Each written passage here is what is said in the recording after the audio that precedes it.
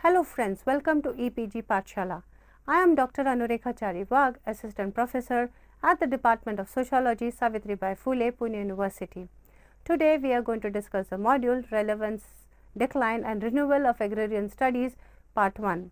This module is part of the paper Agrarian Relations and Social Structure in India that is coordinated by Dr. Manish Thakur of IIM Kolkata.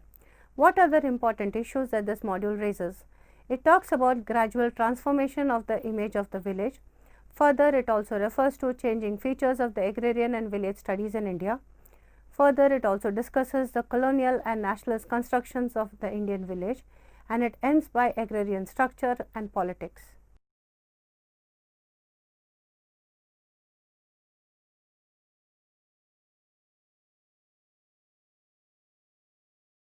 Colonial and nationalist constructions of village. Since the colonial times, the idea of village has undergone enormous change. The colonial powers in India viewed villages as a basic unit of investigation as they recognized the ideological character of village. Villages made the new land in the control of the British intelligible and manageable.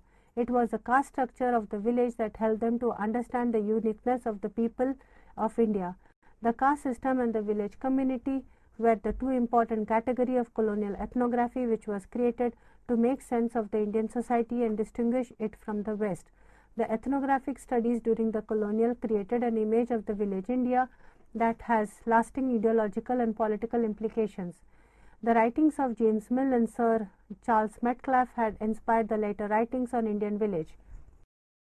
Metcalfe, a British administrator, had made a remark about Indian villages which was long celebrated. According to him, village community were little republics having everything they wanted within themselves and almost independent of foreign relations. The idea that village community lasted even after tumbling down of several dynasties were established and seen as distinguishing feature of Indian village. Though not all colonial administrators shared Metcalfe's assessment, it was the most widely accepted representation of India. The Indian village was attributed with diverse features like simplicity, stagnation, social harmony, and marked by functional integration of various occupational groups. It was pointed out by Marx and Engels also that given the features of Indian village, the British rule would create conditions for a social revolution in India. Ethnographic studies by colonial administrators helped in the development of theories of society and history in the 19th and early 20th century. Citing Breman's four components of village and colonial discourse: political economy, political autonomy, economic autarky, social homogeneity, and tenacious immutability of the close collectivity. Jyotka argues that such a construction helped the colonial rulers rationalize their dominance. For them, village brought out the reality of India, which made it easier for them to legitimize their rule. As village was seen as an unchanging reality of village republics which remain untouched from the Hindus, Mughals, or the Sikhs, the rule by the Britons will also make no difference.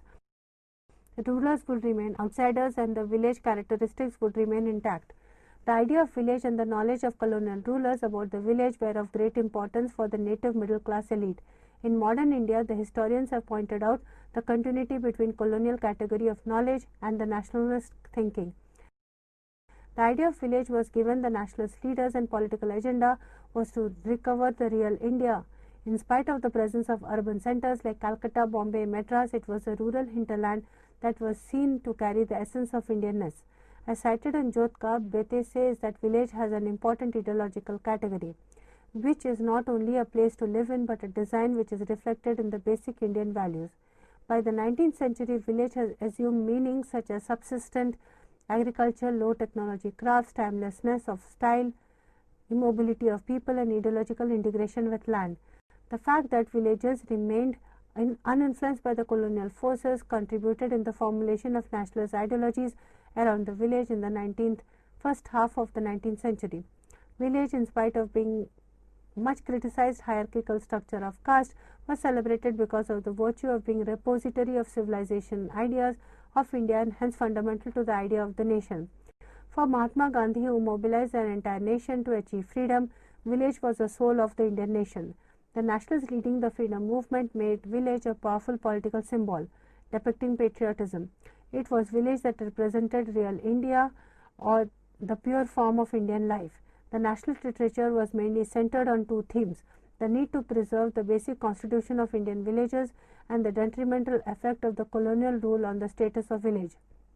The different leaders fighting for the freedom of the nation in the most divergent manners also agreed that modern state machinery had eroded the traditional form of local self-governance, which was fundamental for our freedom. The modern market was threatening the existence of cottage industries on which the village economy rests, and hence a Swadeshi movement was initiated. Beginning of the decline. Soon after the independence, the ideology of self-sufficient village in India, which led to mass mobilization and ultimately gained independence, was overpowered by modernization ideals of Nehru and Ambedkar. Even though the nationalist ideas celebrated village life, they did admit about the scarcity and ignorance that prevailed in the villages. The very qualities of village which was romanticized earlier repelled other radical thinkers in contemporary times. They believed that even though the village preserved society from chaos, it stood for stagnation. For the utilitarian, the progress was the objective which could be obtained only by state intervention and market forces. The bond holding the village community together was a factor holding the individual down, which is important for progress. This was a target for reform. A village community, according to Ambedkar, was a threat to national integrity and also a thriving place for caste system which needed to be reformed. Given his background of belonging to a Dalit family, he represented the most oppressed and marginalized class and had a Dalitist view of the village. He was of the opinion that creating a village as a basic unit of legal structure would be a great calamity.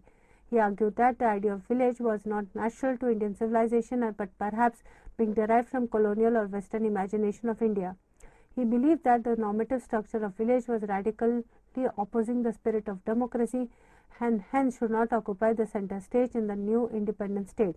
A more balanced view, albeit critical of the existing idea of village, was held by Nehru. Nehru, who had become the supreme leader of the Congress by the dawn of independence, saw village rather critically. According to him, the village comprised of a peasant class who were the majority in the nation and were living in abject misery. The agrarian economy was exploited by the landlords, whom he described as physically and intellectually degenerate and had outlived their day. Though he agreed with the traditional view of village of Gandhi, he also believed that the agrarian structure is plagued by internal differences and contradictions between the landlord and the peasants. He was a major proponent of industrialization and modernization and believed that technology would be advantageous to the farmers. In his nation-building strategy, industrialization was a priority, but at the same time he also knew that modern industries would not be able to absorb the entire surplus labor population, and hence a cottage industry would also need to be promoted. Programs like community development and land reforms were introduced immediately after independence with a view to reform the village structure. Thus, for Nehru, the village did not have with virtues of the type that called for celebration. Rather, it had problems that required intervention of the state. Similar was the overall perception towards the village as revealed through 5-year plan documents of the Planning Commission. The changed attitude of the national planners of the new welfare state towards the village marked the beginning of the erosion of the sheen of the idealized village pervaded by both the colonial administrators and the nationalist ideologies. The Planning Commission initiatives in the post-independence period saw a plethora of rural development programs ostensibly meant to integrate the village in the larger development process. But while this initiative intended to bring development to village, it was conceptually demarcated it as a world which is distant from the developed world. The professionals and academicians in the field of rural development began to see development as a solution to the problems of the village. However, the new centers of development were but the cities, industries and dams and other temples of the Nehruvian modern India. The policy makers of the new state comprised of elites, and the majority of the leaders had no first-hand experience of a typical village life. The vision of development for nationalist leaders like Nehru and Ranade, with support from business classes in post-independent India, was a modernization through industrialization. Given the process of passive revolution that unfolded in India, old feudal class was not destroyed, agrarian reform was avoided, and popular masses were prevented from growing through the political experience of a fundamental social transformation. The political ideological program of India comprised of ensuring mass support from subordinate class to get independence, but at the same time the pre-independent dominant class was not shaken from its position. Therefore, in the new state by the Indian dominant class with support from the masses. The development initiated after independence therefore began to see signs of its failure, as it could not bring about regional convergence in development or a more equitable society. The initiatives taken to bring a qualitative change in the lives of the rural people, like land reforms and community development programs, have largely failed. Not surprisingly, most of the aspiring people want to leave the village if given an option. In our times, a village has turned to be some sort of waiting room, with the inhabitants often being at various points of real or imaginary transit to that ultimate destination, the town or the city. As a consequence, the status of village in the economy and its popular imagination has considerably declined. There would no longer be a cinematic presentation of the village in the nationalist dream. The urban life and culture have come to be increasingly glorified in art and cinema, and this imagery has permeated the minds of not only people living in urban centers but also in the villages. Inhabitants of the village have begun to increasingly being influenced by urban glamour, and there is no gainsaying that Indian village reality has undergone a change, not only economically but also culturally. The factors responsible for such changes are at the structural level. The landholding pattern of the village is such that there are few employment avenues in the village, and that too suboptimum in nature. The increase in the reach of the roads and railways has made movement to urban centers relatively easily, with which there is an influx of the urban spirit in rural areas. A villager has no difficulty in accepting himself or herself inferior to those living in the cities, and has a persistent aspiration of being able to eliminate the cultural gap. The new generation in the village is living there, but it is largely detached from the agrarian economy or its normative structure.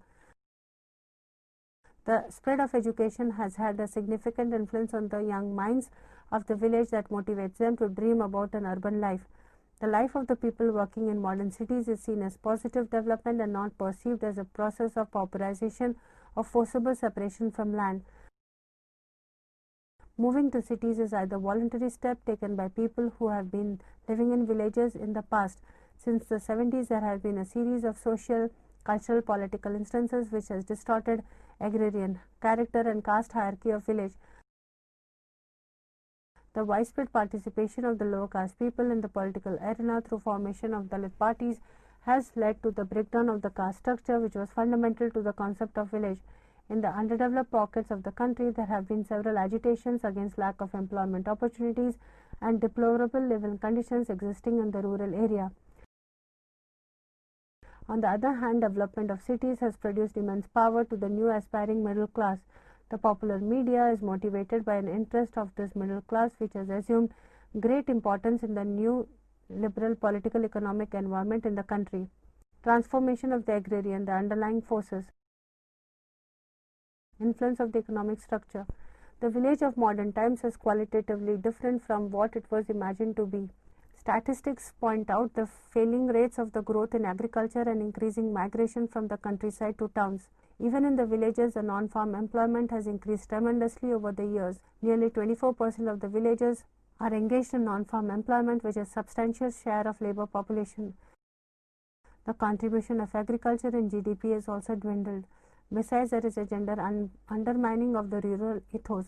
No longer would a farmer from Punjab proudly claim that farming is the noblest of all professions. Everybody wants an urban foothold, and there is disenchantment from villages on various fronts. Agriculture sector in India remains largely dependent on monsoons even today. Even in regions where green revolution has a significant impact, the dependence on vagaries of weather has not been eliminated altogether. This has been given the reasons of to the village people to migrate to cities, where they also the quality of life is not so good. Landholding in village are small in spite of the land reforms undertaken after independence. Approximately 85% of the land holdings are below 5 acres and 63% is below 3 acres. The limited number of economic opportunities is also due to the social relations, which are even today dominated by caste hierarchy.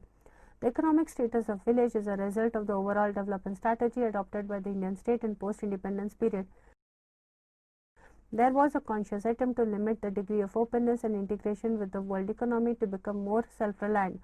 The state had assumed the role of the planner for development because market in itself was not perceived to be sufficient to meet the aspirations of a nation which began to industrialize late. India had adopted the model of a developmental state, and industrialization was agreed upon as the most appropriate strategy. The objective was very clearly put down to as catching up with the industrialized world and in the process improving the standard of living of the people. In this context, agriculture was seen as a sector with diminishing returns. Industrialization was agreed as a promising sector which would create productive employment and absorb surplus labor from the rural sector. Economic policies were shaped based on these perceptions. Public investment was made to establish capital-intensive industries, and an industrial licensing system was adopted to guide allocation of resources. Agriculture in the entire process was relatively neglected. The neglect of agricultural sector led to the persistence of poverty in rural areas. As Michael Lipton argues, the major reason for sustenance of poverty is urban bias. Urban centers have been given priority in the process of allocation of scarce physical, financial and human resources. This has further increased the gap between the rich and the poor. Mass poverty remains alongside development because development process does not create conditions of mass consumption. Even though this gap existing within the society is glaring, it still exists because policy makers are insulated from the experience of poverty. Most of the politicians and bureaucrats are selected from towns and hence have limited capacity to understand the needs of the poor majority. Even when there is pro-poor rhetoric, the policy makers are protected from any kind of political pressure that can possibly arise in democracy. This is possible because the policy making machinery, that is planning commission, and policy implementation machinery, that is administrative structure, is kept outside the political arena. As is explained by Chatterjee, the objective of development led to the decision of keeping the planning process away from political influence. Curiously, grand efforts towards development notwithstanding, mass poverty continued to exist alongside economic growth. State intervention through planning was mainly to develop industrial capitalism, as it was assumed to be synonymous to development. In spite of claiming to be inclined towards socialism, planning had pursued modernization through industrialization. The political arena was dominated by elites. Unlike revolution, the dominant class was not overthrown. Land reforms and initiatives for agrarian development over the years had failed.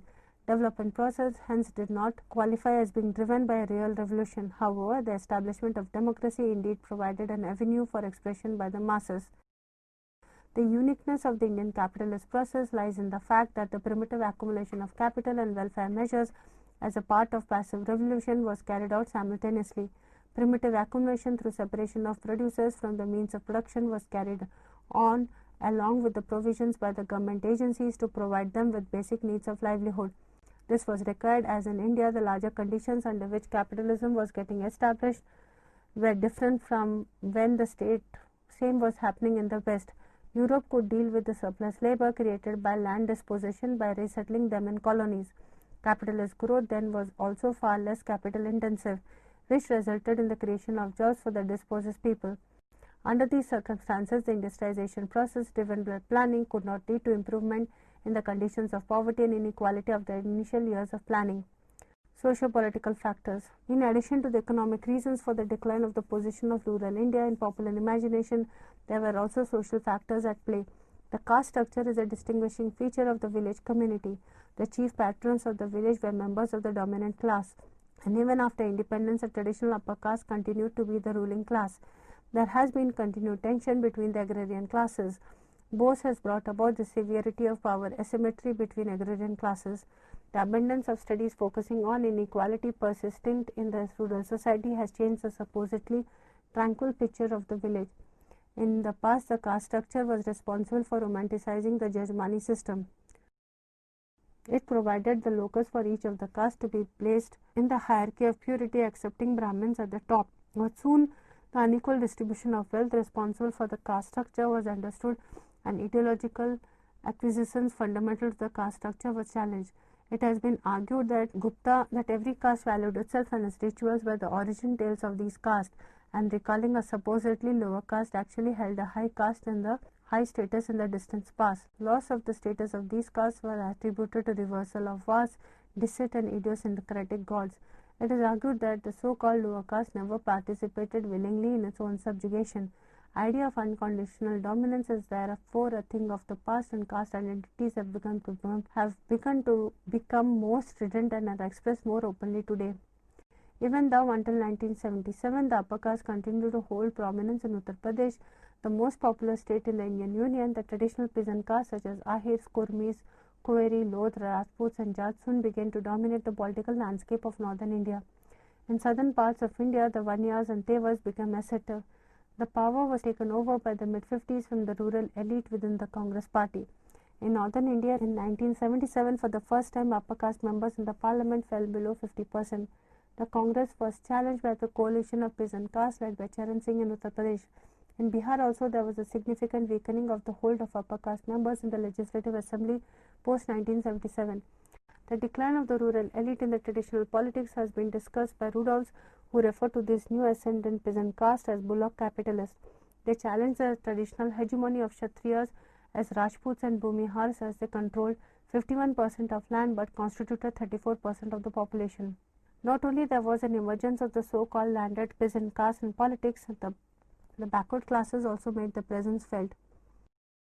The reason behind this political churning was that in the independent India, gradually the backward classes could become assertive because of the property classes in rural India could not dominate the landless peasants because of the abolition of the zamindari system. The power of the landlords as patrons had diminished as the size of the land holdings had shrunk. The result of abolition of the feudal system in India was that the preeminence of the traditional landlords was lost and the middle peasants of bullock capitalists ascended in the power ladder. The Hitota backward caste had begun to challenge the social superiors. The lower caste Chamas in Punjab had begun to identify themselves as Adi Dharmas and establish their own Gurudwaras even without formally rejecting Sikhism. They stopped visiting Gurudwaras controlled by Jat Sikhs and distanced themselves from them. They worshipped Guru Ravidas in their Gurudwaras and gave up wearing turban and growing beard. The Ramgharyas or the carpenters by caste occupation in Talhan village in Jalandhar have also been drawn into the Adi Dharma fold. Through the social attendance of Adi Dharmis is not approved by the church, they have ended up being spectators of the prosperity. In parts outside Jalandhar also, people belonging to this community refuse to do menial work or work as agricultural laborers in the fields owned by Jats. The traditional scavengers known as Mazhabi Sikhs have now begun to take up jobs in the fields but have not been able to become as assertive as Adi Dharmis. In spite of this, the dominant trend has been to look for livelihood options in the non-agrarian sector while residing in the villages. Village people have largely begun to prefer working as coolies and rickshaw pullers in urban areas and work in farms as it provides them some level of economic certainty. A similar trend can be seen in the states of Uttar Pradesh, Maharashtra and Tamil Nadu. The scheduled caste in these states have begun to have temples of their own, defying the old age traditions of untouchability.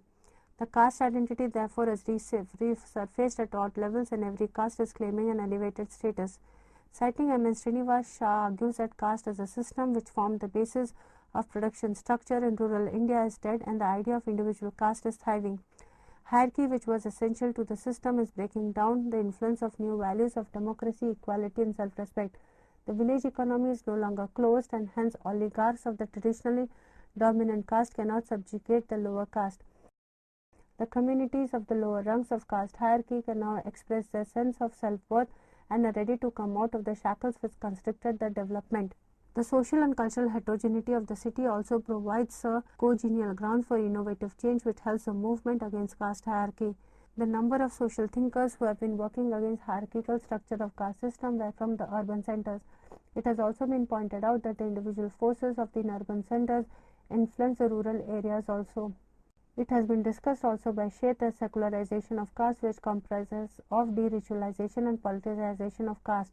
These processes have taken place in urban centers and refer to the elimination of socio-religious content of economic relationship in village. The Jajmani system, which regulated economic transactions in the village, was replaced by contractual relation between employer and employee.